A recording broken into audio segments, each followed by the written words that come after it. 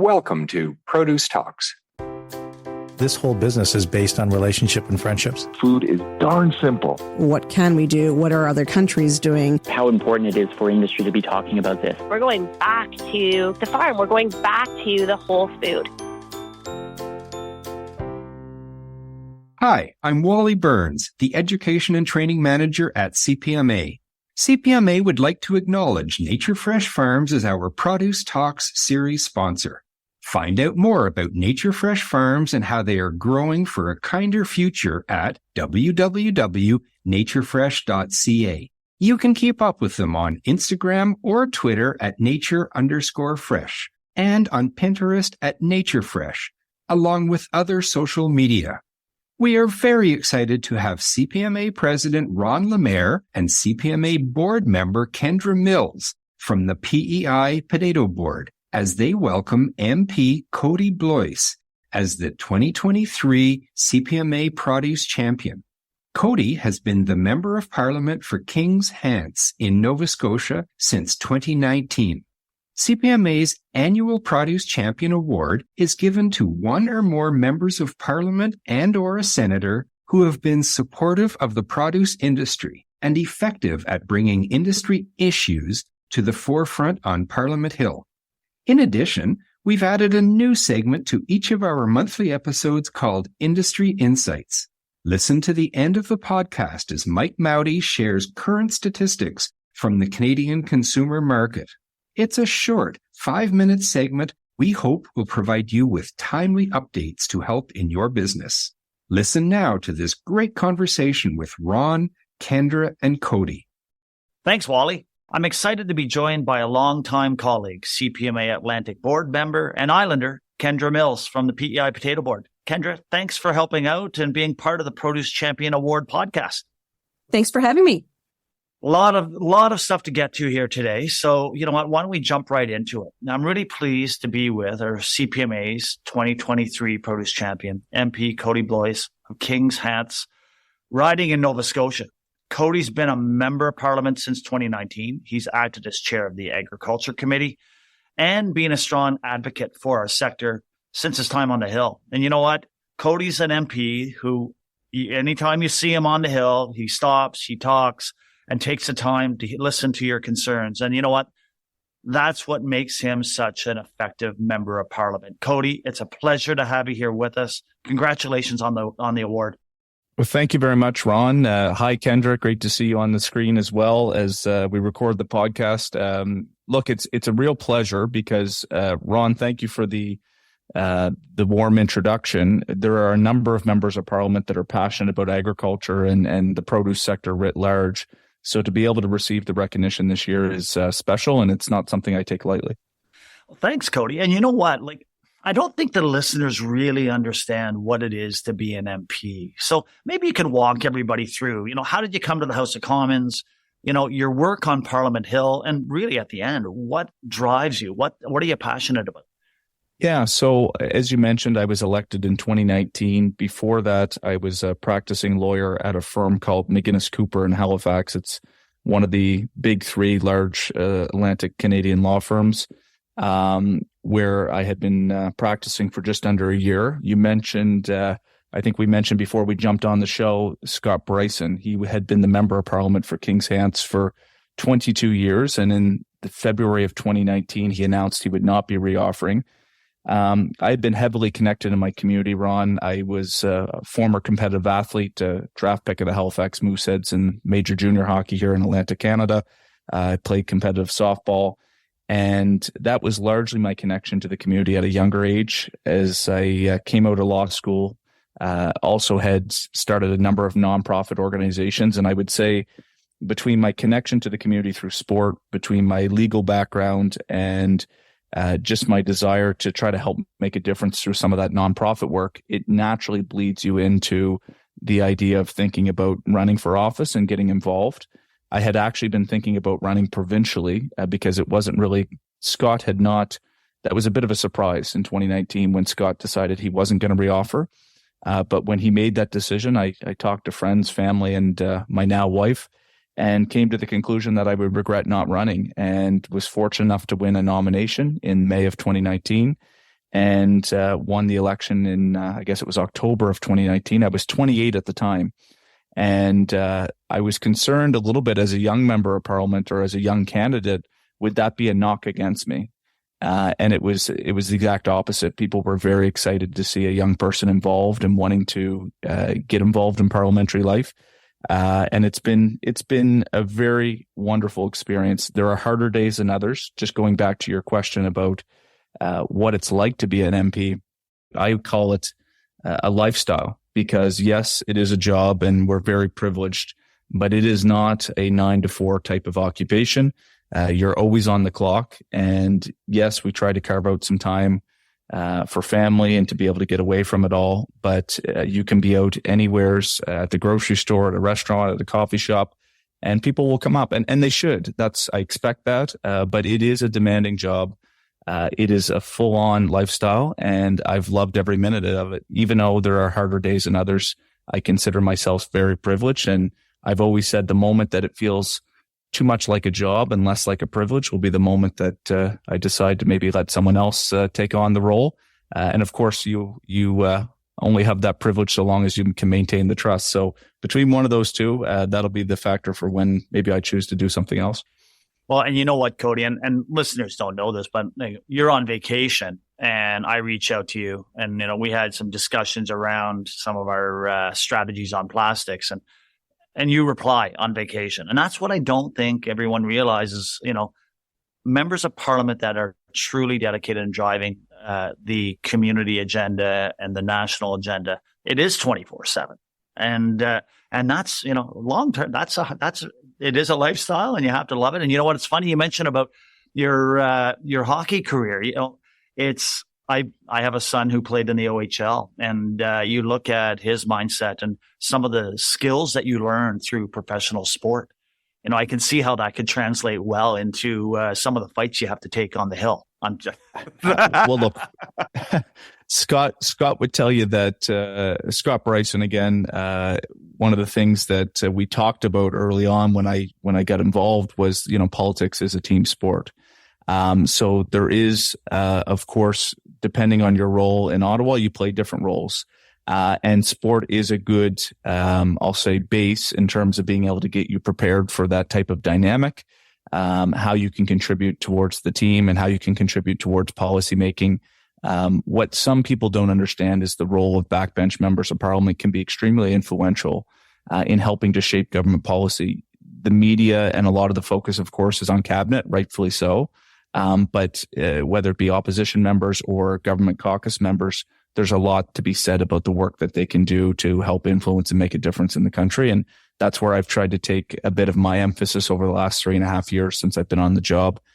But you're right, dealing with failure, dealing with tough circumstances, sport is such a great foundation, whether it's political life or any other type of career. You can't beat it. You know what? And I think for the younger listeners out there, anyone with kids, I fully agree. It doesn't have to be expensive. I know there's a whole different discussion of the cost of sports out there, but there's all sorts of ways to get involved at your community level. And it's such an important part of development for young Canadians. Listen, I want to bring us back to your first year as an MP. Coming on the Hill, I've heard a lot of other members say, hey, I got to the Hill and there were some surprises or maybe lessons that they weren't quite ready to, really understand or took some time to learn. What was that biggest thing that you found when you hit the Hill that you really sat back, oh, wow, that's something I'm totally shocked at? Look, I might answer this in a way that your listeners or you may not expect. I had a Master of Management in Public Administration. I had done my homework before I got involved. So I had some semblance of the way in which Parliament works, some of the partisan considerations, and again, the legal background was helpful. So I came into this relatively eyes wide open about the process. What I would say is the pandemic for me was an illustration of how influential you can be as an individual member of parliament. We were rolling out programs, of course, almost every other day. And we were having these phone calls in a virtual fashion and providing feedback back to cabinet on whether or not they were hitting the mark or not, because you can appreciate they were being rolled out very quickly because they had to be. And in real time, we as members were providing that feedback. Look, this policy isn't going to quite make the mark because I talked to businesses and they're not going to qualify for XYZ. We need to make these little adjustments. And I think the pandemic, notwithstanding how challenging it was for all Canadians, for me was a bit eye-opening of how influential and if we listen and use members of parliament as effective tools to bring voices of their constituencies to Ottawa, a lot of positive can be done. Of course, process. I remember winning the election in 2019, and you can appreciate Ron and Kendra. You're out on the doorsteps. You're in this for a number of months. You're passionate. I want to be your member of parliament, and then you win. And the next day you wake up and you're like, okay, I want to go be the member of parliament. And you almost have to let Parliament catch up. I mean, in 2019, I think it was 5 weeks before Parliament got recalled. New cabinet has to be named. You have to be sworn in as MPs. There's a big process. And I was like Thumper on the next morning, wanted to get at this. And I think even though I had some semblance, government and the democratic process takes time. And I know for some of your listeners and some stakeholders, it would feel as though, my God, it takes a long time to get some things done. And it's because sometimes the process involved in democratic processes actually takes time. And we as members of parliament can grow impatient with that as well. I don't think we should ever rest on our laurels. We should always be pushing to try to make changes as quickly as possible. Yes, thoughtfully. But that would be one eye opener on kind of maybe perhaps the negative side is how long things can take for Parliament to resume, for sometimes important initiatives to roll themselves out. But I also have seen the very positive side, which is ways in which individual members of Parliament can hear from their constituents, can hear from their stakeholders, and be able to make direct change that is for the good. Well, that's a really good segue. We appreciate your honesty and I guess maybe your earnesty as well, Kody. That's a great answer. You talk about how your job is really diverse, and we can totally appreciate that, having as an MP having to deal with so many different issues that would crop up in your riding. So the job is diverse, and this country is very diverse, of course, as well. And where agriculture is relative, on PEI, potatoes is king.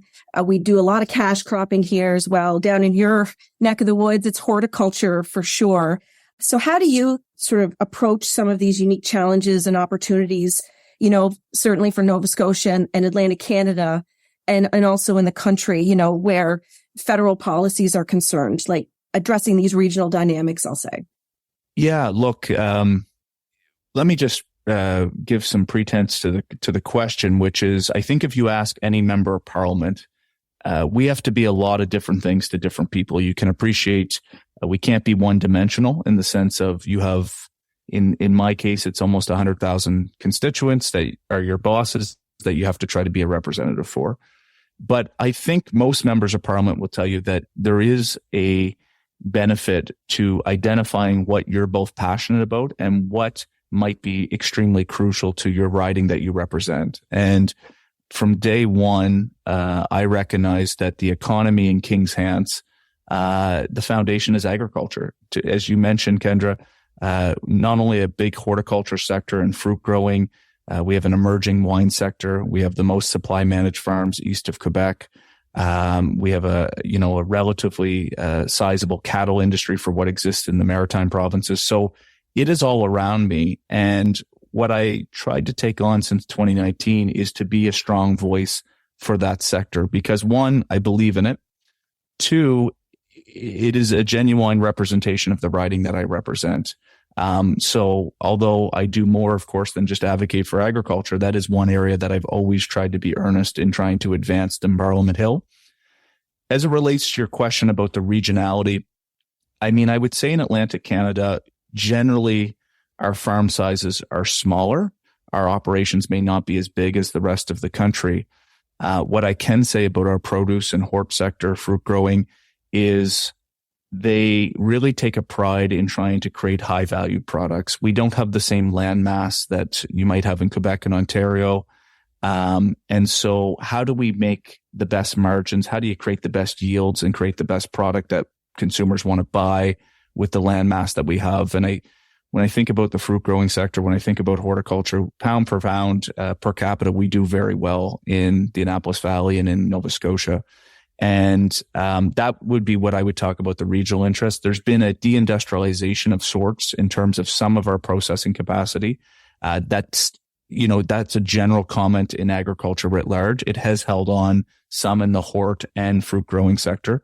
But I would say now the dynamic is less regional. It's less about versus Atlantic interest versus Ontario versus Quebec.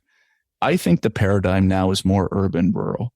And I would suggest when I have conversations with some of my colleagues across the way, whether or not it's someone like Dave Epp in Leamington, whether or not I talk to someone like Francis Drouin in Eastern Ontario, we have very similar dynamics at play in our agriculture sector. So although the regional specifics may be a little bit different, Leamington, of course, being bigger in size and scope than my riding, the issues are very similar. So I would say there's actually great opportunity to have cross collaboration in the sense that, yes, I'll fight for Atlantic Canada, but the issues in King's Hants are the same ones that your listeners may be hearing elsewhere in the country.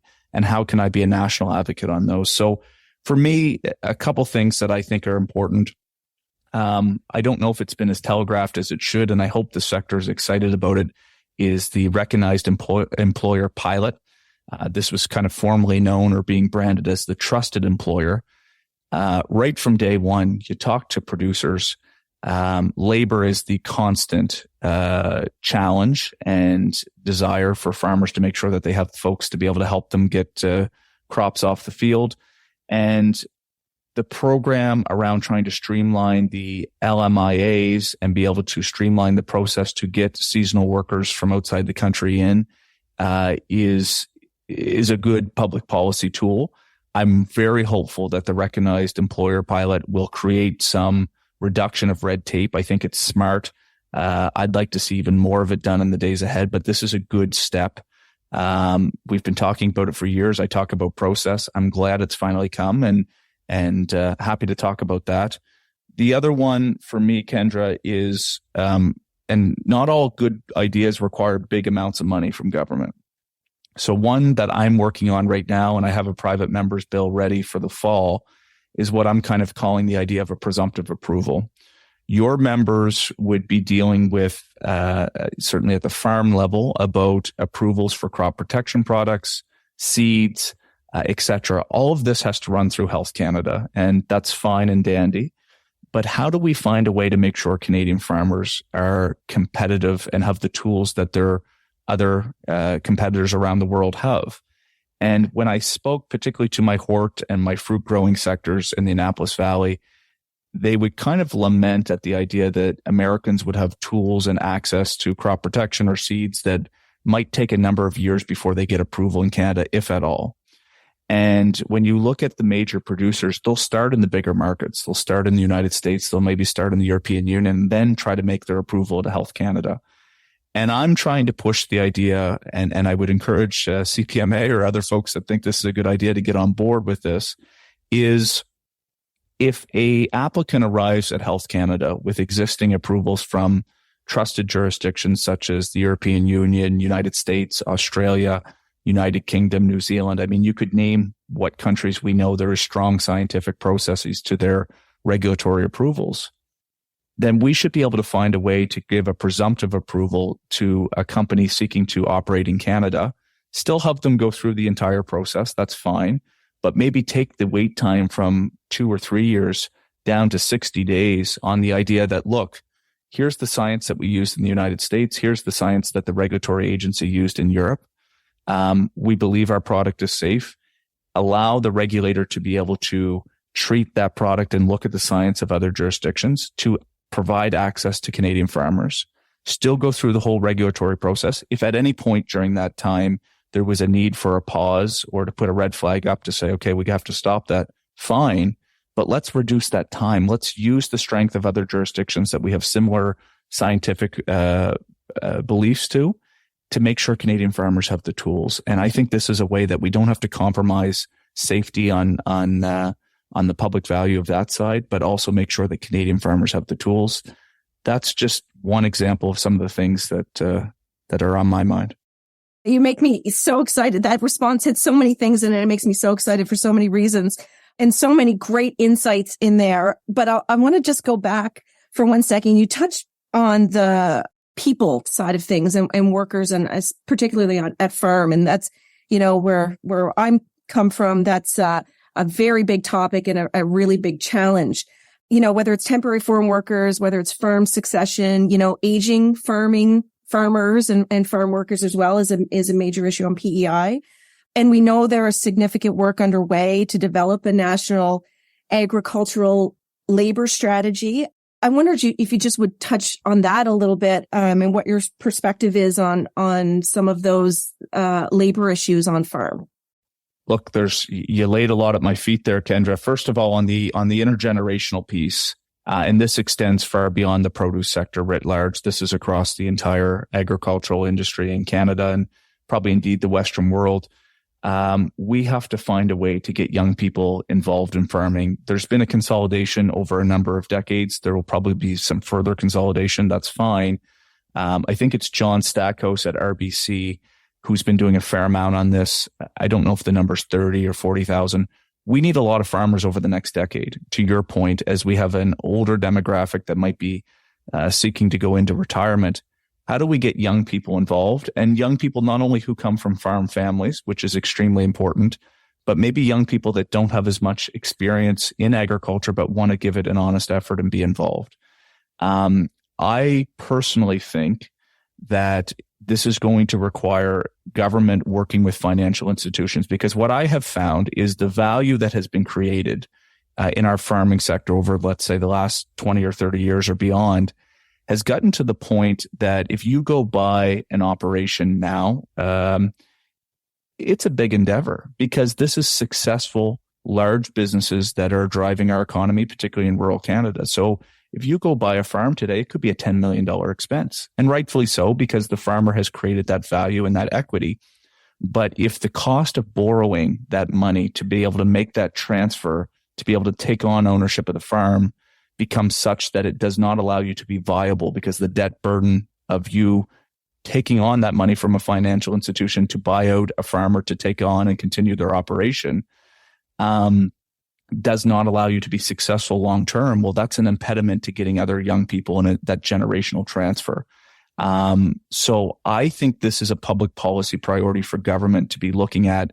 How can we help indemnify or work with financial institutions such that the cost of borrowing large sums of money to pay out farmers who have built that equity over time can be accomplished, and we can get young people in? Of course, you see this in family farms.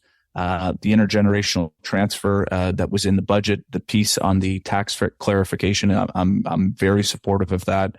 I would have liked to seen the government move quicker on that, but it is important that it's now in place. But that's a bigger question. So that's on one, and I know I'm going far beyond labor, but that's an important piece. How do we have that next generation of young Canadians, both in family farms and outside, that are able to afford and be able to give the proper equity to the retiring farmer and not be saddled with debt, such that they can continue to drive and build the next generation of Canadian farming? On labor itself, I have been witness to, we have about 1,500 or so foreign workers that come to the Annapolis Valley each year. Undoubtedly, sometimes this program takes scrutiny from those, I think particularly outside of rural communities, who do not understand the importance both to the sector, but also to the workers. And I know that there can be sometimes actors that we have to crack down on. Not all employers are good. I understand that. But by and large, they are. And I've seen the evidence in my own writing. This is a program that makes a difference in the lives of those workers who are coming from countries like Mexico and Jamaica. Some of those workers want to stay in Canada, and we are creating pathways for permanent residency and citizenship, which I think is extremely important. But I've said to the Prime Minister before, this is our best foreign direct program in terms of aid that we have. We have workers that will come for a certain amount of months. They're able to generate income that makes a difference, a tangible difference in the lives of their families back home, and they're able to contribute. So for those who want to come to Canada and be here as permanent residents, we have to create the pathways for that, which we are doing, and we should be supportive. And for those that don't and actually enjoy the opportunity to create a better lived reality for their workers at home, how do we find a way to streamline the administrative burden with their host country? How do we make sure that we have proper supports in place to make sure that their work in Canada is safe and supported? And many employers do a very good job of that. So I think the REP program is a really important step, Kendra, and I look forward to working with not only my farmers in Kings Hants, but across the country, because this is a program that is going to reward employers that are taking their responsibilities seriously, and it's going to make sure that we can reduce that administrative burden on them. Writ large, how do we get more young Canadians? I got one story to tell. At the height of the pandemic, you can appreciate there was so much uncertainty.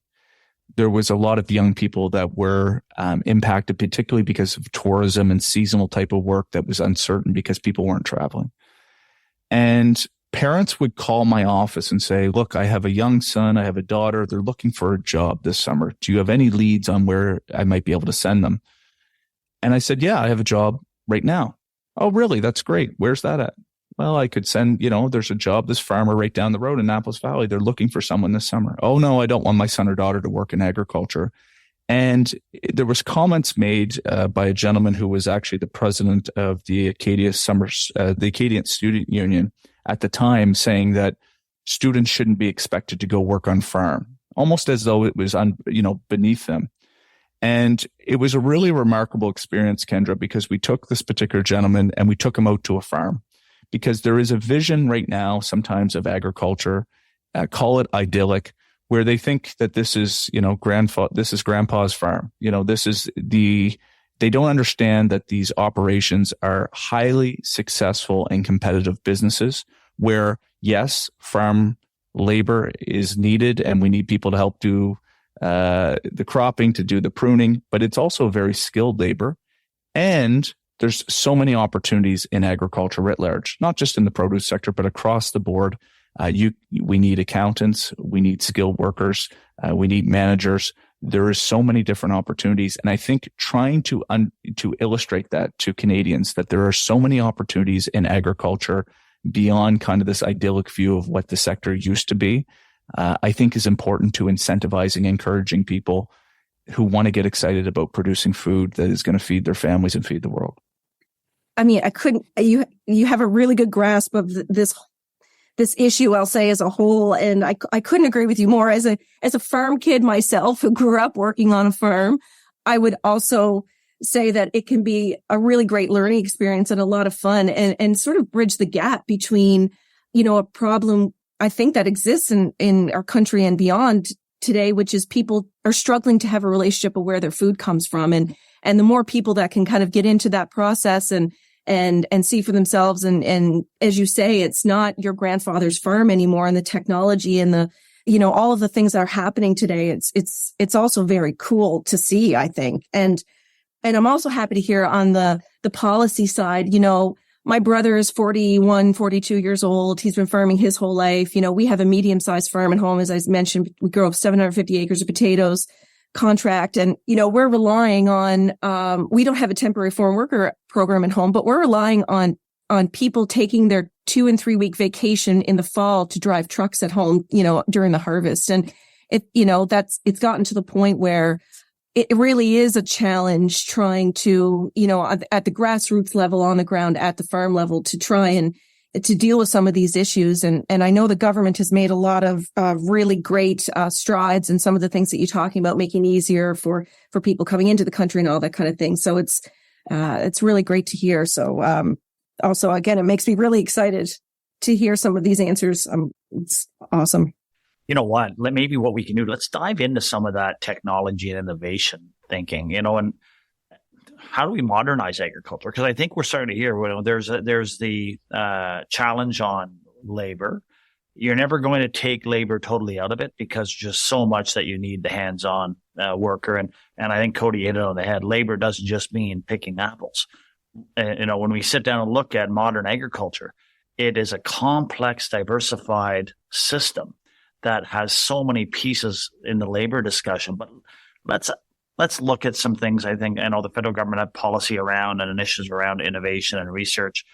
where and how do you see this coming together? Looking at agriculture, looking at technology. I know controlled environment production, is a big driving force right now in the market. Where do you see this going? Look, Ron, you hit it right on the head for me. Let me start with controlled environment. And I was just in Mount Uniacke in my riding the other day and met two young guys that don't have any agricultural background, but we're helping to grow produce at a vertical farm. And I don't think that that's going to be the complete future of agriculture, but it's going to play a role and it's going to play a part.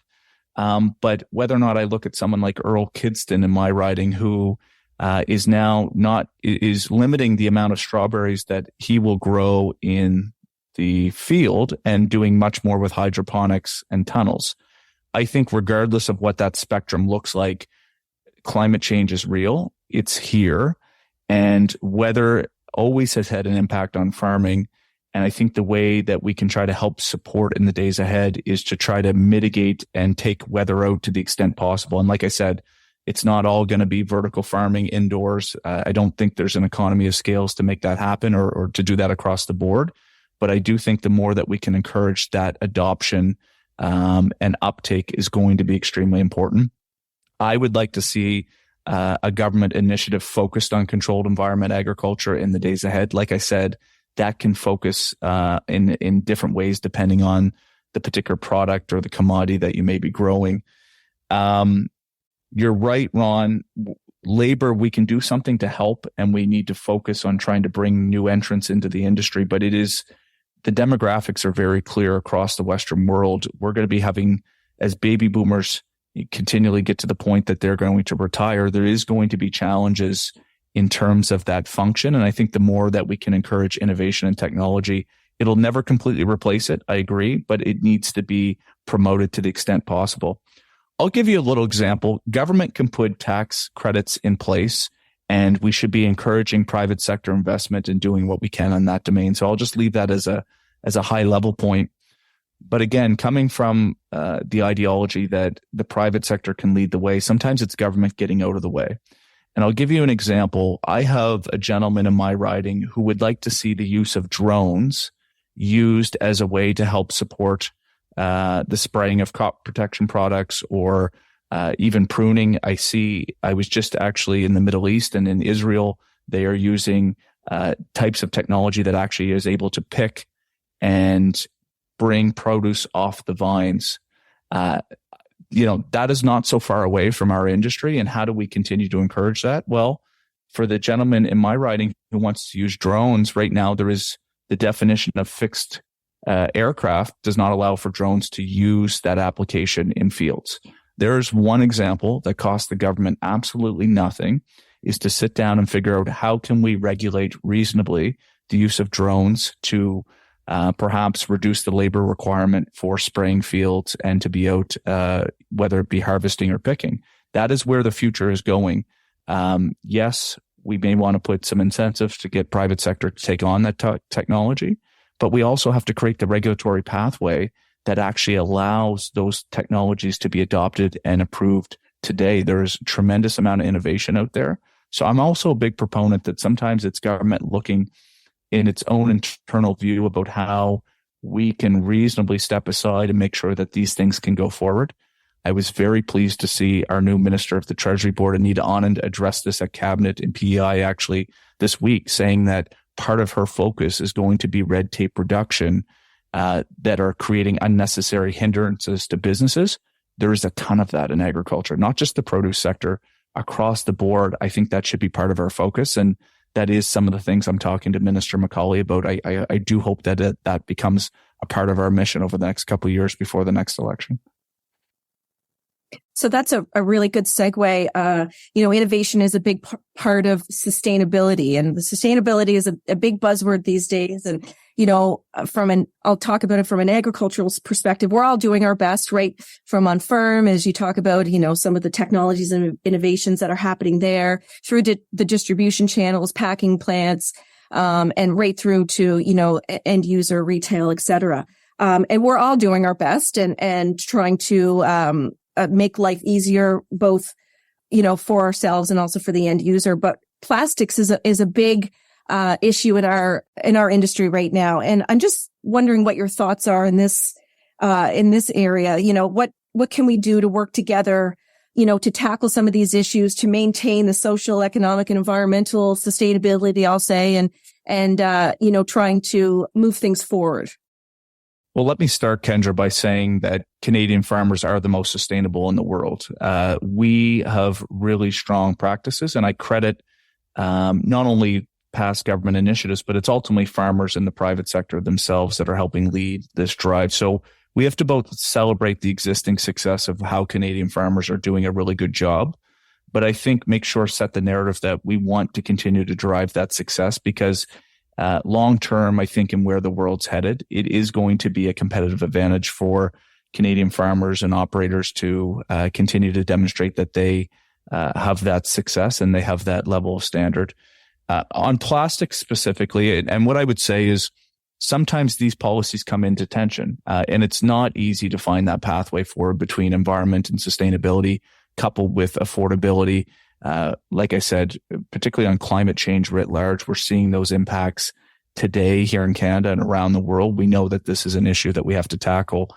I've always been one, particularly in the House, to try to say we have to find a pathway that makes sense. We have to find a pathway that is reasonable and that we can make sure that industry is set up to succeed. And look, Ron, you and I had a conversation the other day on the plastics piece. We have to make sure that whatever we're doing is going to be in the interests of the broader holistic view of environmental protection, but also make sure that farmers are protected at the same time. So on plastics, I mean, there's a reason, Ron, you and your group could tell me more about why we've made that transition to plastics. It's largely around consumer preferences. It's largely around food waste, trying to reduce food waste, because of course, if the shelf life in the grocery store is an extra week or two, well, that's a week or two more that you or I might have the ability to go pick up that product, and by the time it goes from farm to retail, still be consumed in a safe and reasonable manner. So as we move forward on the plastic piece, my personal view is we have to work closely with industry. I think the idea of recycled plastics is a good pathway. The idea of setting goals that are either not aligned with other countries as well, Kendra, I think is important, because we are in a globalized world. The world has changed fundamentally in the last 18 months with the war in Ukraine, the changing geopolitics with China and other countries versus kind of, I'll say, maybe Western liberal democracies. So the world is changing, but we are still a globalized trade world. My farmers are sending to the U.S. or sending elsewhere in Europe. Farmers, of course, elsewhere in Europe or the United States might be importing into Canada. And so the more that we can align our policy with our trading partners to make sure that we're asking Canadian farmers to move on a similar timeline to their counterparts in the U.S. or Europe on similar standards, I think is the best approach, as opposed to going at it alone and not being able to make sure that we have kind of a consistency about how we tackle the issue. You know what, that makes perfect sense. And I think when you sit down and start looking at sustainability, you know, taking it even at a macro level above the whole plastics discussion, which is quite complex. You hit it on the head on the food safety, food availability, food loss and waste. But sustainability, it's funny, you know, I started in produce back in 1998, working for the association. And back then, and Kendra will remember these times, where food safety protocols, there were a plethora of them in the market. They were proprietary. Growers, you know, had to follow multiple protocols. There was no standards, and it was a little bit of a Wild West. As an industry, on a domestic and global level, we've worked to standardize food safety protocols, audits, structures, and it's made our entire global industry better, safer, and benefits the consumer. It's interesting now to see sustainability. I'm seeing those same watchouts and challenges now with sustainability on a whole being, you know, a little bit of a Wild West. Multiple sustainability schemes, no harmonized standards, different groups and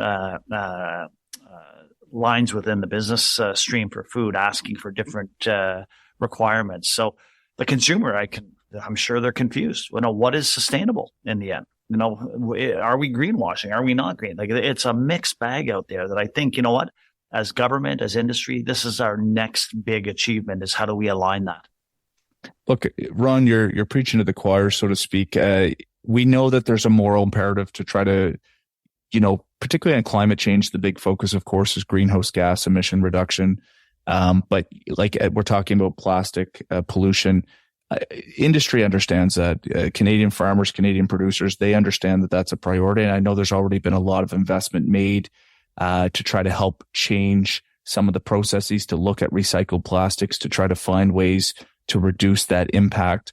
But like I said off the onset of the question, there's a rationale for why plastics have developed. It's because it has important characteristics for marketing. It has important characteristics for shelf life and reduction of food waste. So I look on all of this, and government doesn't always get it right. That's fine. But as long as we're listening and engaging and finding a way to work with industry within the confines of what is reasonable so that we can all reach the shared goals that we have, I think is extremely important. And you can count on me in the days ahead to be a level-headed advocate in that direction. Well, you know what, Kody, Kendra, and we've all covered a lot of ground here. Before we wrap up, I can't let this go without going to one of my favorite topics, and that's bankruptcy protection for the fruit and vegetable supply chain and industry and for the farmer.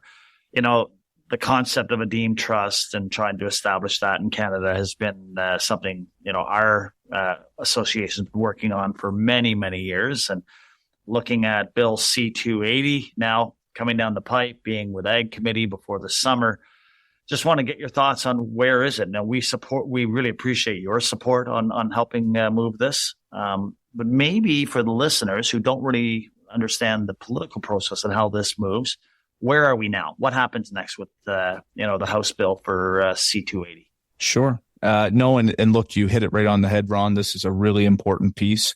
It's yet another example of something government can do that doesn't have a cost measure attached, but can make the lives of farmers and, of course, stakeholders a lot better and improve the conditions that they're operating under. So C-280 was introduced by Scott Davidson, one of my colleagues on the Conservative side, good fella. The way it works through the parliamentary process, of course, the bill is introduced at what's called first reading. There is at least 2 hours of debate on the private member's bill before it goes to what's called second reading and a vote. If a majority of the House of Commons votes in favor, it is then sent to committee to be studied further, and any amendments to the bill would happen at that point. That process has happened. The bill is, I believe there's unanimous support across the board on this particular piece of bill. But it has been deemed adopted at committee without, or perhaps maybe a small amendment. You'll have to take me back, Ron, to June. Yeah, I don't know of any amendment yet, but I think there were suggestions. I think it went back as is. I think it went back as is. I apologize. Yeah. You're taking me back to June, which seems like a lifetime ago. But I will have the privilege when the House goes back in September to reporting that back to the House for third reading.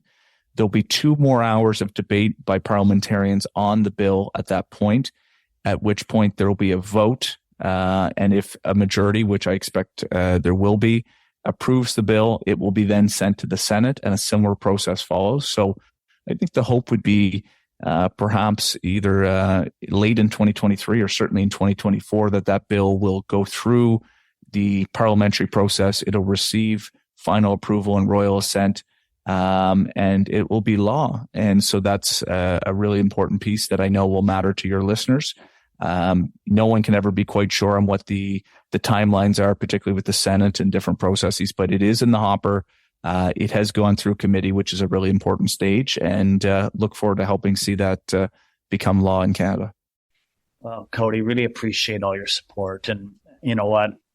I'm going to give you the last word. I know Kendra and I we have a whole bunch of other questions. This has been Kendra, this has been a great conversation. Oh, it's awesome conversation. Well, hopefully I haven't been too long-winded, Ron and Kendra. When you guys ask those questions, sometimes I guess us politicians like to speak, but no, look, I'm very passionate about what your sector represents to not only my own riding in Kings Hants, but indeed to communities across the country, especially rural communities. And I appreciate the work that CPMA does to advocate and inform I come from this from a relatively strong understanding, in part because I have constituents that I can engage with that help tell it to me in their own manner. But there are some members of parliament that don't have as many of your members that would exist in their ridings. And what I want your listeners to know is that CPMA does a really good job at not only engaging MPs like myself, but also engaging other MPs that may not be as aware of the sector and what the issues are. So to all those farmers out there, whether it be in the produce sector or otherwise, thank you for what you do. Special shout out to my guys and gals in King's Hants. I'm very fortunate to have great people around me that I learn from every day.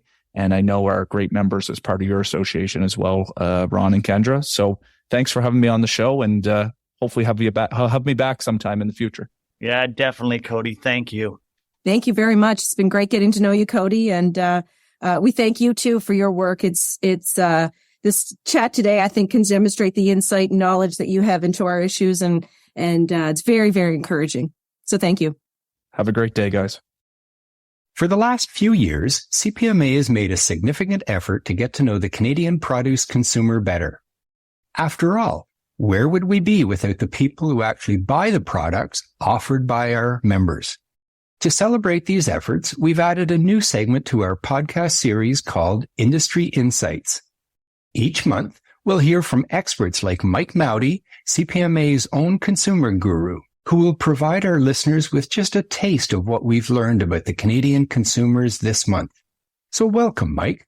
We're always very interested to hear what the Canadian produce consumer has to say. What did you learn this month? Thanks, Wally. It's great to be back. Today we're going to be talking about a couple of very interesting topics. First, we're going to look at the greenhouse industry. You know, it's such an important part of the Canadian agricultural portfolio that it would be interesting to take a look at what non-industry types think about the industry. I'm talking about the types of people who are actually buying the product. So today we're going to take a peek under the greenhouse hood and see what Canadian consumers think about the industry. And then in the past, we've been talking a lot about the impact of the generational inflation that we've experienced over the last couple of years, and we've talked about changing habits. Well, today we're going to talk about where Canadian consumers are shopping and how that's changed since the onset of this inflation. There's so much to know about greenhouses, but I feel this could play out like an episode of Jay Leno's Jaywalking. Yeah, it could very well be. And in fact, this ends up playing out a little bit like the good, the bad, and the ugly. So we'll start off with the good. We gave our panel an exhaustive list of produce items and asked them which ones do they associate with greenhouse growing. And the ones that they came back with the most were tomatoes, peppers, cucumbers, lettuces, and strawberries, which is good because those are, of course, the largest greenhouse grown products. But only tomatoes resonated with more than half the panel. The rest of the products were associated with greenhouse grown less than half the time. Now, that's not entirely surprising because when asked if they are aware of whether or not they're buying greenhouse grown produce versus field grown produce, less than half of the panel said that they were. Now, we do take a little bit of a turn to the bad when we ask which is overall better, greenhouse grown produce or field grown produce. And only 14% of the respondents said that greenhouse grown produce was overall better versus 31% who said field grown. Of course, the remainder, which is slightly more than half of the panel, did say that they were overall the same. So we also asked about a variety of different elements associated with greenhouse product and greenhouse growing. And we get a bit of a mixed bag. When it comes to elements related to growing greenhouse produce, we get a little bit more positivity from the panel.